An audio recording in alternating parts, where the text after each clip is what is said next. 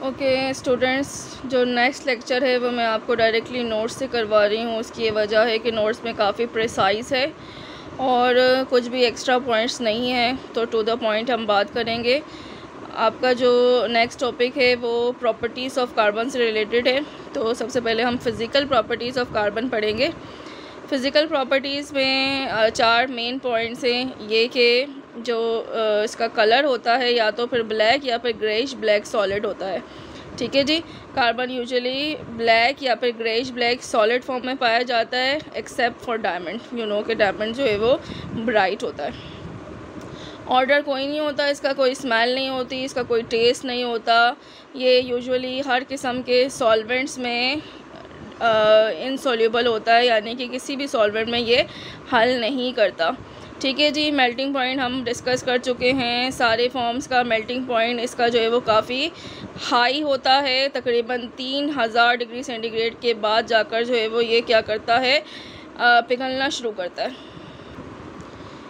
Next हम physical properties के बाद केमिकल प्रॉपर्टीज़ डिस्कस करते हैं। केमिकल प्रॉपर्टीज़ ऑब्वियसली जितनी भी सारी हमने टाइप्स पढ़ी है सब की केमिकल प्रॉपर्टीज़ सेम होगी। जब वो दूसरे एलिमेंट के साथ कंबाइन करेगा या कंपाउंड के साथ कंबाइन होगा तो वो इसी टाइप के केमिकल रिएक्शन परफॉर्म करेगा।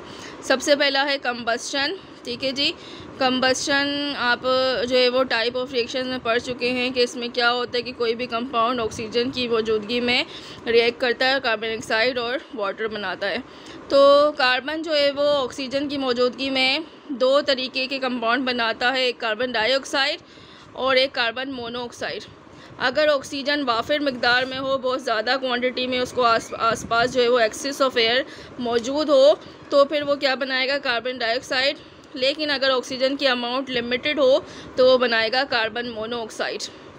मोनोऑक्साइड ये यानी कि एक ही ऑक्सीजन कार्बन के साथ अटैच है। कॉम्बिनेशन रिएक्शन, जिनको हम एडिशन रिएक्शन भी कहते हैं, इसमें क्या होता है कि एलिमेंट किसी दूसरे एलिमेंट के साथ जुड़कर एक नया कंपाउंड बना लेता है, किसी दूसरे एलिमेंट के साथ ऐड होकर एक नया कंपाउंड बना लेता है। ठीक है। तो यहाँ पर कुछ एग्जांपल है कि कार्बन जब हाइड्रोजन के साथ ऐड होता है तो मीथेन बनाता है। इस तरह के बहुत सारे कंपाउंड बनाता है जिनको हम हाइड्रोकार्बन्स कहते हैं पर्टिकुलरली। ठीक है। नेक्स्ट है आपका कार्बन जब सल्फ़र के साथ, एज फॉर सल्फ़र के साथ कंबाइन होता है तो कार्बन डाइसल्फाइड बनाता है। कार्बन जब कैल्शियम के साथ कंबाइन होता है तो कैल्शियम कार्बाइड बनाता है। ठीक है जी।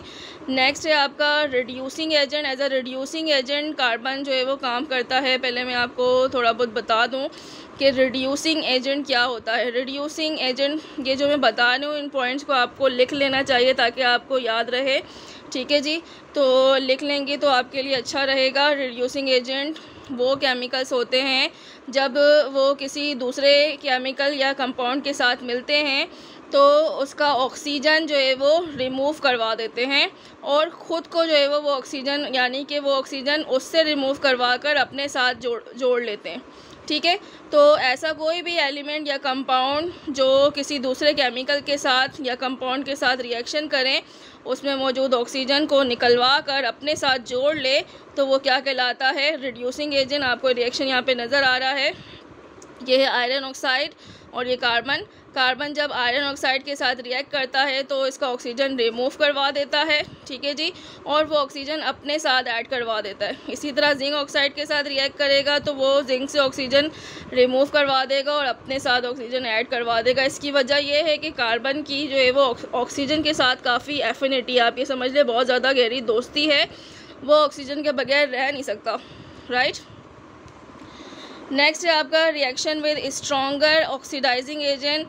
जिस तरह आपने रिड्यूसिंग एजेंट पढ़ा था, ऑक्सीडाइजिंग एजेंट वो केमिकल्स होते हैं, बेसिकली इसकी डिटेल में हम जो है वो बाद में जाएंगे कि क्या केमिकल्स होते हैं। फ़िलहाल यहाँ पर मैं आपको शॉर्टली बता देती हूँ कि ऑक्सीडाइजिंग एजेंट वो केमिकल्स होते हैं जब वो दूसरे, suppose reaction with stronger oxidizing agent लिखा हुआ है कि कार्बन जो है वो किसी ऑक्सीडाइजिंग एजेंट के साथ रिएक्ट कर रहा है। यहाँ पर 2 एग्जांपल है ऑक्सीडाइजिंग एजेंट की, एक है नाइट्रिक एसिड और एक है सल्फ्यूरिक एसिड। ऑक्सीडाइजिंग एजेंट क्या करता है, जो इसके साथ दूसरा केमिकल एलिमेंट या फिर कंपाउंड रिएक्ट कर रहा होगा ना, उसमें ऑक्सीजन ऐड करवा देगा। ठीक है, ये अपोजिट हो गया। ऑक्सीडाइजिंग एजेंट ऑक्सीजन ऐड करवा देता है अपने साथ वाले मॉलिक्यूल या एलिमेंट के अंदर। तो यहाँ पे आपको नज़र आ रहा है कि इसके साथ कार्बन अगर ऐड हो, ये ऑक्सीडाइजिंग एजेंट है, इसके साथ कार्बन अगर ऐड हो तो वो बन जाता है कार्बन डाइऑक्साइड। ठीक है, बाकी सारे जो है वो कंपाउंड्स तो बनते ही हैं, लेकिन हम सिर्फ पर्टिकुलरली कार्बन की बात कर रहे हैं। तो कार्बन को वो जो है वो ऑक्सीजन दे देता है। वैसे भी कार्बन को ऑक्सीजन बहुत पसंद है। ठीक है जी, नेक्स्ट आपको नज़र आ रहा है एक छोटा सा टॉपिक कैटिनेशन। ये डेफिनेशन की फॉर्म में आता है कि कार्बन की एक सलाहियत होती है, एक एबिलिटी होती है कि वो बहुत सारे कार्बन के साथ मिलकर एक लॉन्ग चेन वाले कंपाउंड बनाता है या रिंग चेन वाले कंपाउंड बनाता है। ठीक है जी, आपको पता है कार्बन के जो है वो वैलेंसी कितनी होती है, 4 होती है। उसके वैलेंस शेल में 4 इलेक्ट्रॉन होते हैं और जो है वो क्या करता है, किसी दूसरे कार्बन के साथ मिलकर जो है वो जुड़कर एक लंबी सी चेन वाले कंपाउंड बना। जैसे आपको ये नज़र आ रहा है कि कार्बन और उसके जो है वो 4 वैलेंस इलेक्ट्रॉन, ये कार्बन इसके साथ मिलकर कंबाइन जो हो जाएगा, फिर अगला कार्बन जो है वो इसके साथ कंबाइन होगा। यहाँ पे जो आपको बॉन्ड नज़र आ रहे हैं, यहाँ पर भी कार्बन जुड़ जाएंगे। इस तरह कंटिन्यूस फॉर्म में ये लॉन्ग चेन कंपाउंड बना सकता है, carbon to carbon, carbon to carbon. और इस तरह ये रिंग फॉर्म में जो है वो कंपाउंड बना सकते हैं। यहाँ एक कार्बन, फिर यहाँ एक कार्बन, यहाँ एक कार्बन। इसको डिटेल में हम ऑर्गेनिक केमिस्ट्री में पढ़ेंगे, आपको ज़्यादा बेहतर समझ आएगा। फिलहाल आपने ये याद रखना है कि कैटिनेशन एक ऐसी कार्बन की प्रॉपर्टी होती है जिसमें वो कार्बन के साथ ही मिलकर बड़े बड़े कार्बन कंपाउंड्स बना लेता है। ठीक है जी, नेक्स्ट हमारा टॉपिक है कि हम जो है वो कार्बन की जितनी भी फॉर्म्स हैं उसकी एप्लीकेशन और यूजेस पढ़ेंगे। वो ऑलरेडी हम जो है वो जब हम सारे टाइप्स को पढ़ रहे थे तो उसके थोड़े बहुत यूजेस मैं आपको बता चुकी हूँ। यहाँ पे प्रिसाइजली आपको जो है वो यूजेस बताने जा रही हूँ कि डायमंड जो है वो ऑब्वियसली जैम्स के तौर पर, प्रेशियस स्टोन्स के तौर पर यूज़ होता है। वाई? बिकॉज ये काफ़ी स्पार्कल करता है, चमकता है, इसकी ब्रिलियंस की वजह से, इसमें मौजूद चमक की वजह से। और इसके अलावा जो है वो हम इसको कटिंग और पॉलिशिंग के लिए यूज़ करते हैं, जैसे कि मैंने आपको बताया था बोर्ड के बारे में, ब्लैक डायमंड के बारे में। ठीक है जी, ब्लैक डायमंड का और भी काम होता है, जैसे वो ड्रिलिंग, सुराख करने के लिए यूज़ होता है, या फिर ग्लास की कटिंग या मेटल की कटिंग के लिए यूज़ होता है। ग्रेफाइट की बहुत सारे यूजेस होते हैं। ग्रेफाइट इंडस्ट्रीज़ बहुत सक्सेसफुल होती है। वाई? बिकॉज ये ये ऐसे इंस्ट्रूमेंट्स या ऐसे कंपाउंड बनाती है।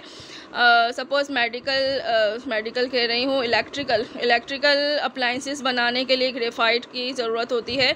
ठीक है जी, तो it is a good conductor of electricity बहुत अच्छे से कंडक्ट करता है। वाई? मैं बता चुकी हूँ, क्योंकि उनके पास फ्री इलेक्ट्रॉन्स होते हैं। डीलोकलाइज इलेक्ट्रॉन्स भी हम उनको कह सकते हैं। इसके अलावा हम इसको जो है वो ब्लैक पेंट्स बनाने के लिए, जो ब्लैक पेंट होते हैं, या पेंसिल्स वगैरह बनाने के लिए, या फिर न्यूक्लियर मॉडरेटर्स के तौर पर हम यूज़ कर सकते हैं।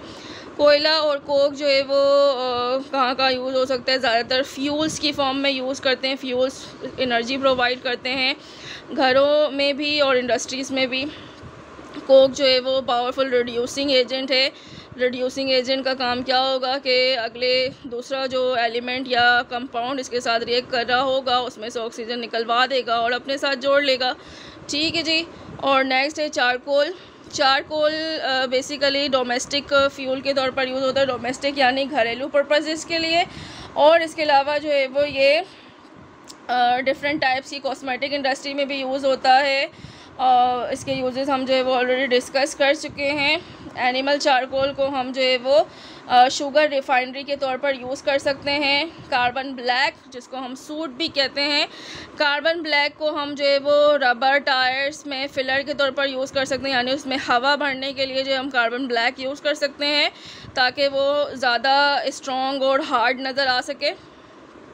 ठीक है जी, और इसके अलावा black shoe polishes, painters, ink, ये सारी चीज़ें बनाने के लिए हम जो है वो टाइपराइटर वगैरह में इसको यूज़ करते हैं। किसको? कार्बन ब्लैक को। अगली बारी आती है कार्बन फाइबर्स बेसिकली छोटे छोटे रेशे के तौर पर कार्बन होते हैं। ठीक है जी, जिसको प्लास्टिक वगैरह में डाला जाता है ताकि उसको जो है वो प्लास्टिक को स्ट्रॉन्ग बनाया जा सके। प्लास्टिक के जो स्ट्रॉन्ग वाले आपको बर्तन नज़र आ रहे होते हैं उनमें एक्चुअली कार्बन फाइबर्स मौजूद होता है। ठीक है जी, तो आज के लिए इतना ही, नेक्स्ट लेक्चर में हम सिलिकॉन को स्टार्ट करेंगे।